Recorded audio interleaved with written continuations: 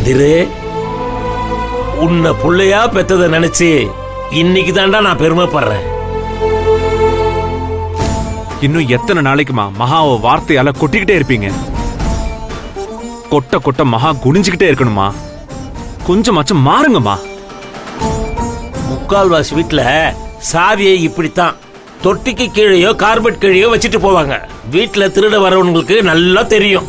எவனோ திருட்டு பையன் வந்து திருடிட்டு செவரேறி குதிக்கும் போது அவனுக்கே தெரியாம நகை இங்க விழுந்திருக்கு.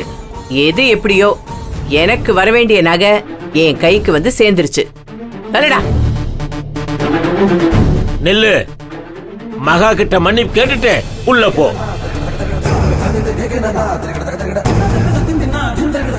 யாருக்கிட்டையும் மன்னிப்பு கேட்கிற அளவுக்கு நான் எந்த தப்பும் செய்யல.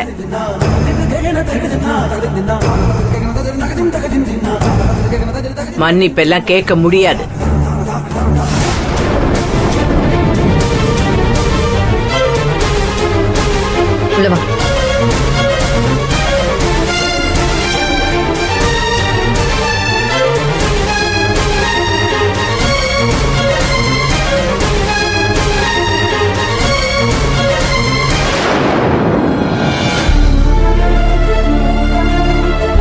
தேங்க்ஸ் கதிர்.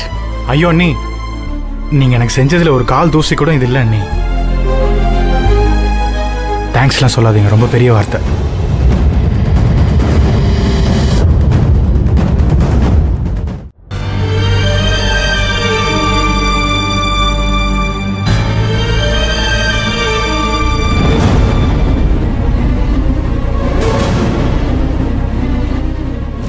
கௌரி, கௌரி,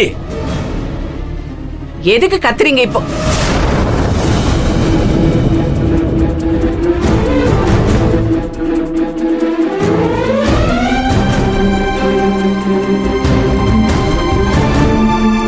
போலீஸ் வந்திருக்காங்க.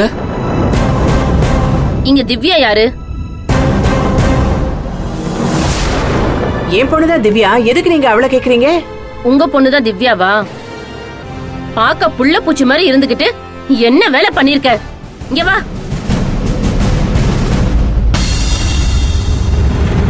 வா. என்னன்னு சொல்லுங்க. கையை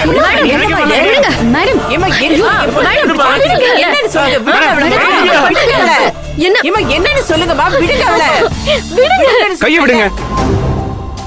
என்ன பிரச்சனைன்னு சொல்லாம நீங்க பாட்டுக்கு வீட்டுக்குள்ள வந்துட்டு என் தங்கச்சி இழுத்துட்டு போறீங்க. அதானே, நீங்க தேடி வந்த திவ்யா இவதானான்னு முதல்ல செக் பண்ணுங்க. நாங்க எல்லாம் செக் பண்ணிட்டு தான் வந்திருக்கோம். பெஸ்டி ஆஃப் கம்பெனில வேலை பாக்குறது நீதானே?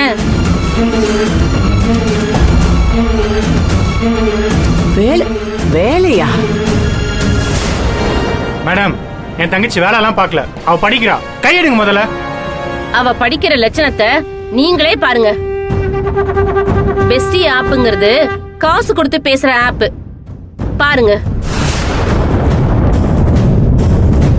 ஹலோ, யார் பேசுறா? என்ன இன்னும் தூக்கம் வரலையா? நான் தூங்க வைக்கிறேன்.